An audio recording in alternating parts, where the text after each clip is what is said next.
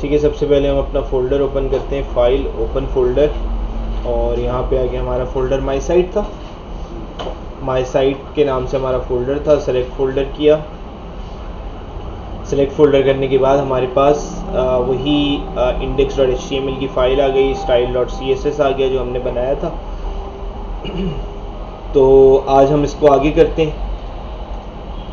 अच्छा जी, यहाँ पे आके हम क्या करेंगे, यहाँ पे आके आज हम थोड़ी सी एडवांस प्रैक्टिस करते हैं। मैं इन सब चीज़ों को रिमूव कर देता हूँ। फिर से एक दफ़ा हम लोग यहाँ पे आके एक्सक्लेमेशन मार्क लगाया और हमारे पास क्या आ गया, यहाँ पे स्ट्रक्चर आ गया HTML का। इसको कनेक्ट कर लेते हैं हम style.css की फ़ाइल से, लिंक, और लिंक के अंदर इसको हमने बताया कि भाई CSS के अंदर style.css से क्या हो जाओ, लिंक हो जाओ।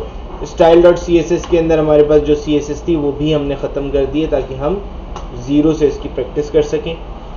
इसके बाद मेरे पास यहाँ पे आके सबसे पहले मैंने यहाँ पे आके लिखा div के अंदर आके मैं क्लास लिख देता हूँ navbar, ठीक है। और उसके बाद मैंने यहाँ पे आके लिखा, यहाँ पे लिखने के बाद मैंने आके लगा दी ul मेरे पास क्या है, अनऑर्डर्ड लिस्ट, ठीक है। और उसके अंदर आके मैंने लगा दिया li क्या है, लिस्ट आइटम्स। और एंकर का टैग ये क्या करता है, लिंक करता है, एक पेज को दूसरे पेज से लिंक करता है, और उस पर क्लिक करो तो हमारे पास दूसरा पेज ओपन हो जाता है। तो मैंने यहाँ पे आके लिख दिया होम, यहाँ पे आके लिख दिया मैंने अबाउट अस, यहाँ पे आके मैंने लिख दिया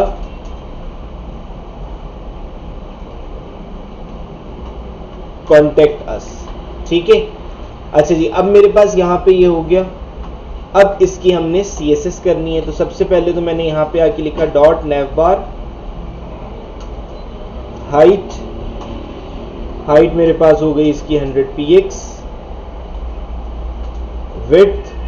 विड्थ मेरे पास हो गई इसकी 1680 px,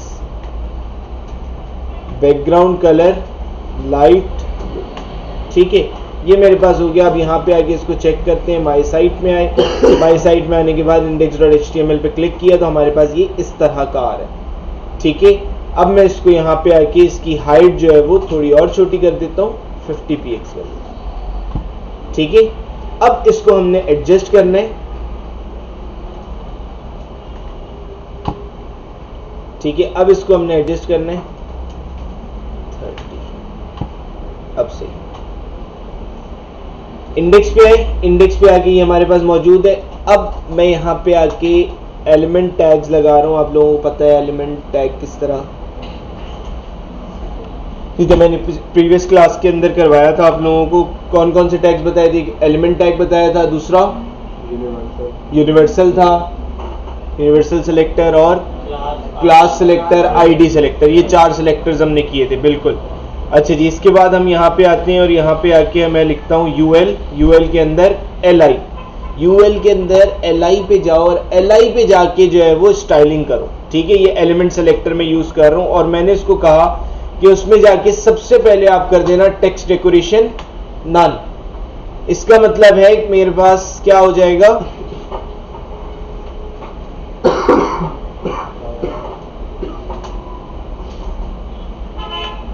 यूएल li और a का टैग क्या हो गया, यहाँ पे लाइंस गायब हो गई। देखो पहले मेरे पास लाइंस आ रही थी, अब मेरे पास लाइंस गायब हो गई। यूएल के अंदर जाओ, li पे जाओ और एंकर टैग पे आओ। यहाँ पे देखो, यहाँ पे यूएल के अंदर जाओ, li पे आओ और एंकर टैग पे आओ और यहाँ पे आके CSS करो कि टेक्स्ट डेकोरेशन नन हो जाए। उसके बाद यूएल li और यहाँ पे आके सबसे पहले क्या करो, list style none, list style क्या कर दो, डॉट सेट दो, ठीक है। उसके बाद फ्लोट लेफ्ट की तरफ ये फ्लोट कर जाए, ठीक है। इसके बाद यहां पे आके पैडिंग लेफ्ट 50 px, ठीक है। मार्जिन आप एक ही के अंदर क्यों नहीं कर रहे हैं ऊपर वाले में?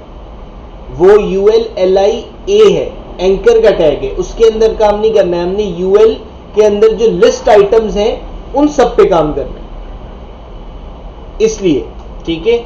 मार्जिन टॉप 5px आ गया सेंटर में।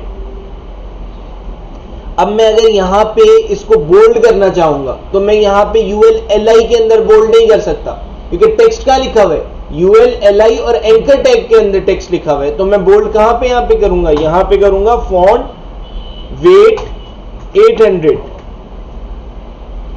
हो गया बोल्ड। सर मैं वहां पे भी तो कर सकता हूं HTML में। वहां पे भी कर सकते हो, वहां पे भी कर सकते हो, बिल्कुल कर सकते हो, लेकिन वहां पे करने के लिए आप इसमें भी बोल्ड का टैग लगाओगे, इसमें भी बोल्ड का टैग लगाओगे, इसमें भी बोल्ड का टैग लगाओगे, लाइंस ऑफ कोड बढ़ जाएगा और हमें लाइंस ऑफ कोड कम करना है, ठीक है। अच्छा जी, यहां पे आके फॉन्ट वेट हो गया, मैंने यहां पे आके लिखा कलर रेड या कलर ग्रीन, जो भी है चेंज हो गया। अब एक और चीज करते हैं, मैंने यहां पे आया, यहां पे आके मैंने लिखा यूएल के अंदर LI पे जाओ और LI पे जाने के बाद एंकर टैग पे जाओ और उस पे आके जब हॉवर हो तो क्या हो, ठीक है। हॉवर मतलब जब मैं माउस इस पे लेके जा रहा हूं तो देखो माउस का कर्सर चेंज हो रहा है, इसका मतलब है मेरे पास ये हॉवर हो रहा है, ठीक है। अगर हॉवर हो तो क्या हो, इसका कलर हो जाए येलो,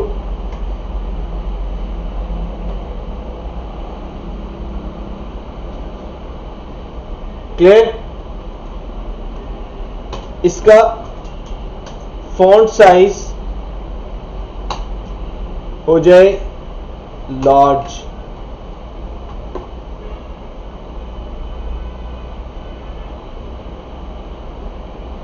क्लियर, समझ आ गया। अच्छा जी, इसके बाद अब एक और काम करते हैं, यहां पे आता हूं, यहां पे आके मैंने एक डिव बनाया, डिव के अंदर आके मैंने क्लास दे दी box2 की, ठीक है। box2 की क्लास देने के बाद मैं यहां पे आके एक इमेज लगाता हूं, मैंने यहां पे आके इमेज का टैग लगाया, यहां पे आके राइट क्लिक किया, न्यू फोल्डर, और यहां पे आके मैंने लिख दिया इमेज, ठीक है। इमेज लिखने के बाद अब मैं कोई इमेज उठा लेता हूं और इमेज यहां पे आके मैं लगा लूंगा। मैं यहां पे आता हूं और यहां पे आके मैंने कोई इमेज सर्च कर ली, for example car image, images में आए, यहां पे आके ये वेब इमेज है, हमें जेपेग चाहिए,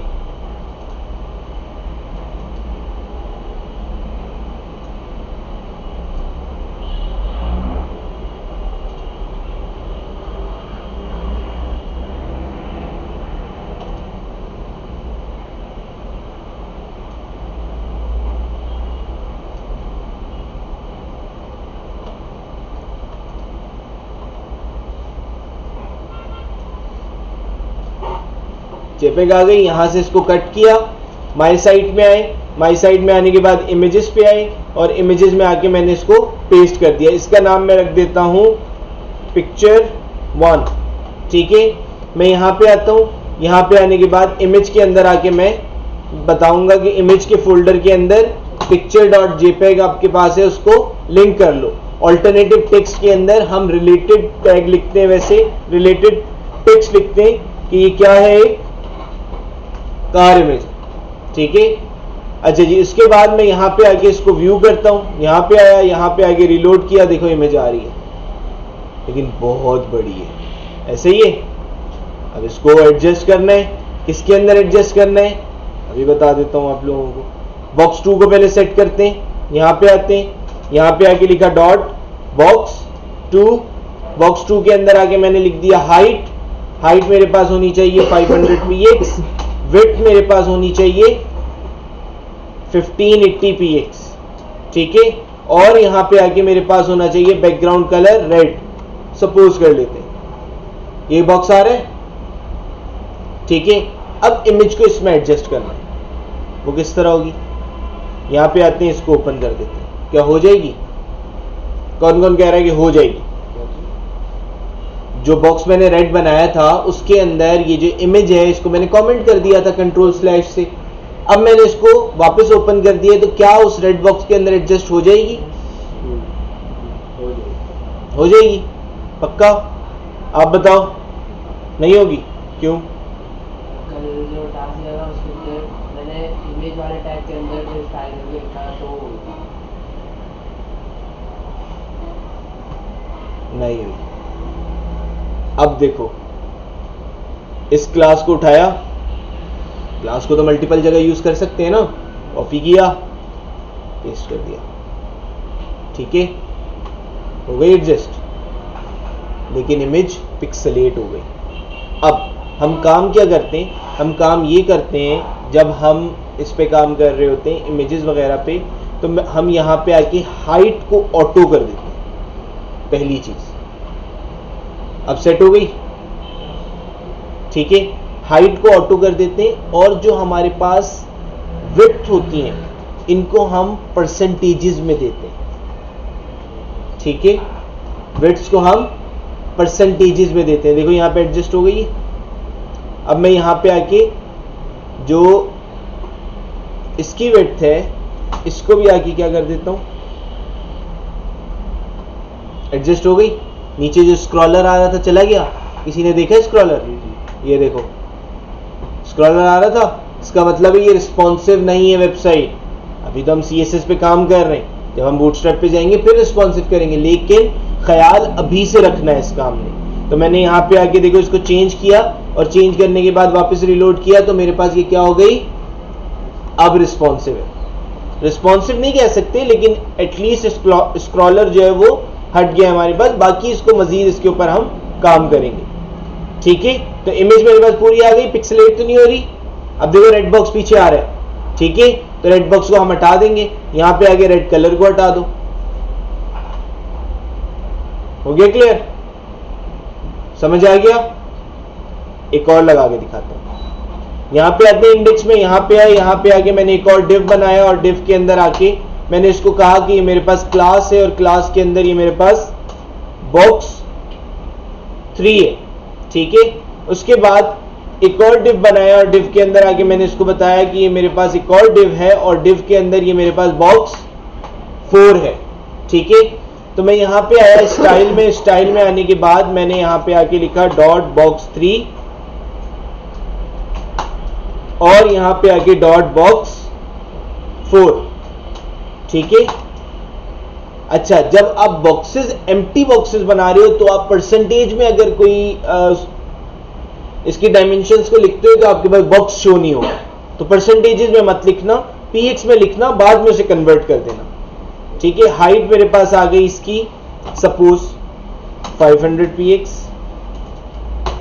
और मेरे पास विड्थ आ गई। अब विड्थ किस तरह हम करेंगे, विड्थ हम इस तरह करेंगे कि हमारे पास क्या था, 1580 px था। हम यहां पे आके 1580 px को डिवाइडेड बाय 2 करते हैं तो कितना है, 790। बाद में ये अगर परसेंटेज में कन्वर्ट करेंगे तो हम इसे क्या लिखेंगे, 50%, ठीक है।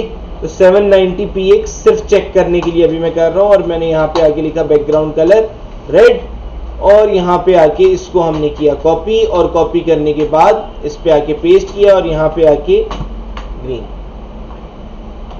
रिलोड किया, 2 बॉक्सेस आ गए। इस बॉक्स को इसके साथ लाना है, ऐसे ही है, लेके आते हैं, यहां पे आए, यहां पे आके इसको मार्जिन दी, मार्जिन लेफ्ट कितनी होगी, 790 px, यहां पे आए, रिलोड किया, आ गया। अब ऊपर मार्जिन टॉप माइनस कितना, 500 px, एडजस्ट हो गया। अब एडजस्ट होने के बाद जब आप इसमें कंटेंट डालोगे तो ये ऑटोमेटिकली एडजस्ट हो जाएगा। और इसके साथ साथ आप यहां पे आके क्या कर सकते हो, यहां पे आके आपने जो है वो हाइट को तो आप क्या कर दोगे, ऑटो, ठीक है। ये वाली भी हाइट आपके पास क्या हो गई, ऑटो, और विड्थ आपके पास क्या हो गई,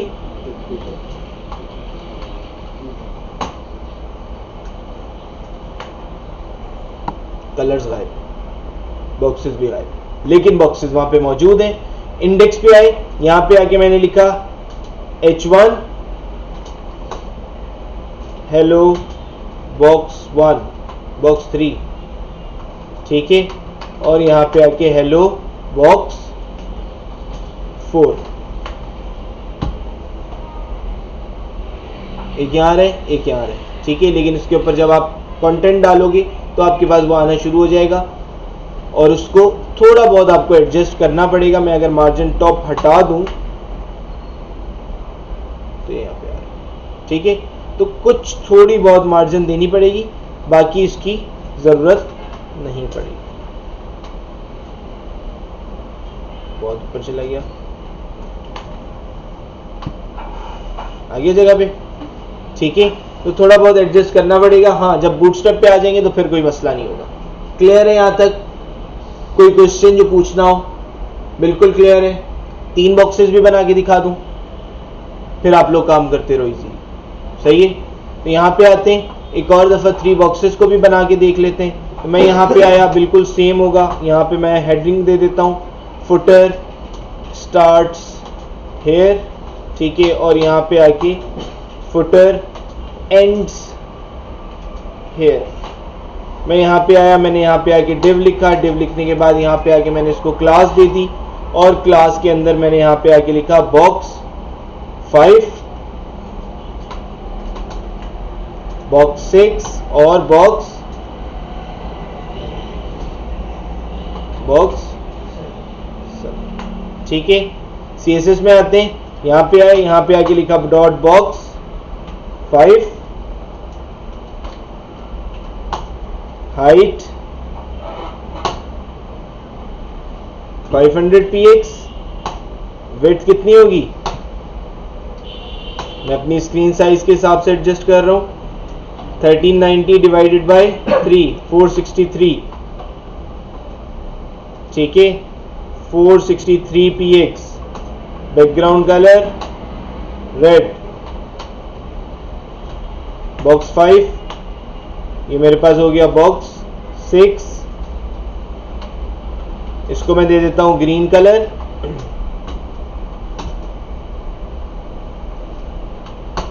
ये मेरे पास हो गया बॉक्स 7 और इसको मैंने आके दे दिया ऑरेंज कलर, ठीक है। अब यहाँ पे आके चेक करते हैं, रीलोड किया और यहाँ पे देखो ये तीनों बॉक्स लाइन से आ गए। अब इनको एडजस्ट करना है। यहाँ पे आके सबसे पहले इसको करते हैं मार्जिन लेफ्ट, और मार्जिन लेफ्ट में ये हमारे पास जाएगा 463 px।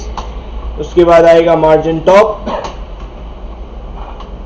यहाँ पे आ गया। मार्जिन टॉप में ये मेरे पास जाएगा -500 px और ये मेरे पास ऊपर आ गया। इसी तरह आप इसको येलो वाले को यहाँ पे आके मार्जिन लेफ्ट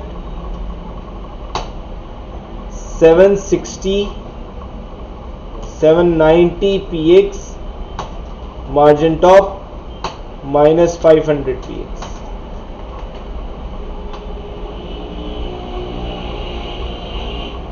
लेफ्ट ये ज्यादा हो गया, 790 50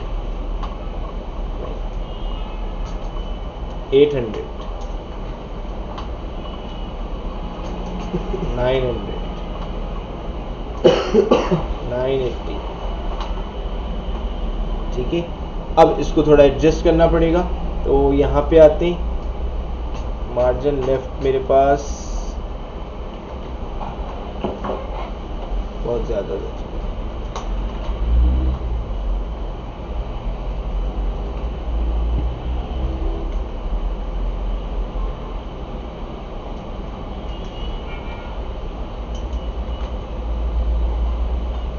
ठीक है। अब जगह पे आ गए। अब ग्रीन वाले को थोड़ा एडजस्ट करते हैं।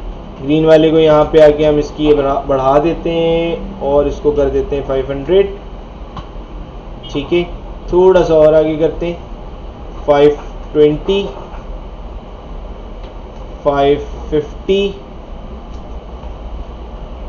सही है।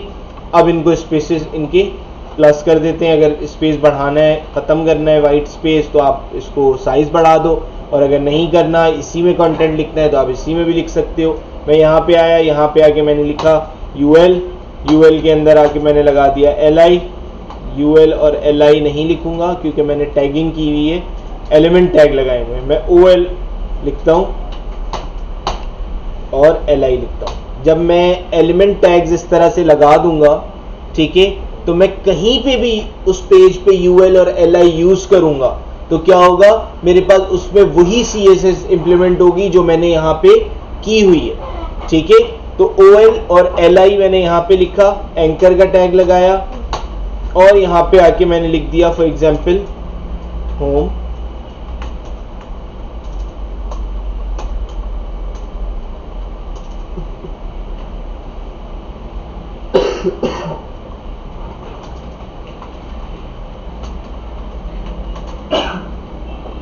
ठीक है, तो यहां पे देखो आ गया। और इस पूरे का अगर बैकग्राउंड चेंज करना चाहते हो तो यहां पे आके कि आप चाहते हो कि फुटर का बैकग्राउंड है तो थोड़ा चेंज होना चाहिए, एक डिव दे दो, ठीक है, और डिव को क्लोज कर दो लास्ट में। लास्ट में क्लोज करने के बाद यहां पे आके आप दे दोगे क्लास। क्लास के अंदर आप यहां पे आके लिख दो फुटर। फुटर लिखने के बाद यहां पे आओ लास्ट में डॉट फुटर, और फुटर के अंदर आके आप लिख दोगे इसका बैकग्राउंड कलर ब्लैक। ठीक है, बैकग्राउंड कलर क्या हो गया? क्लियर? समझ आ गया सबको? समझ आ गया सबको? ये बनाना भी आ गया, पिक्चर बॉक्सेस, फुटर बॉक्सेस, इसमें इमेज लगाना चाहो, लोगो लगाना चाहो, कुछ भी लगा सकते हो। क्लियर हो गया है? अब प्रैक्टिस करोगे? ठीक है, अब आप लोगों ने प्रैक्टिस करनी है।